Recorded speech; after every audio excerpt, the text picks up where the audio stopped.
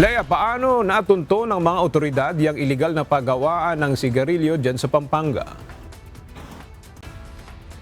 Magandang tanghali sa iyo, Aga. May intelligence report na natanggap ang Philippine National Police at ang Bureau of Customs mula sa Singapore at Indonesia.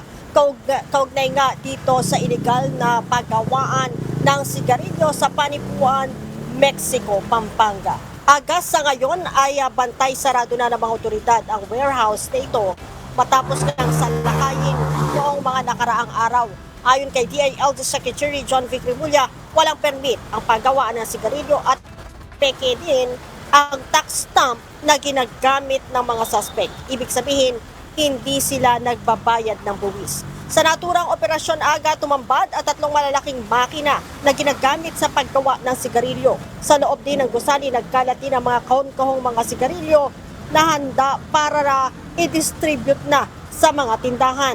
Sinabi pa ni Secretary Remulla, kayang gumawa ng aabot sa 150 million pesos na halaga ng sigarilyo sa loob ng isang araw at aabot sa 4.5 billion pesos na halaga ng mga sigarilyo ang kayang gawin ito sa loob naman ng isang buwan. Bagamat hindi pa pinangalanan, Aga, sinabi ni Remulla na tukoy na nila ang financier at ang mastermind sa operasyon.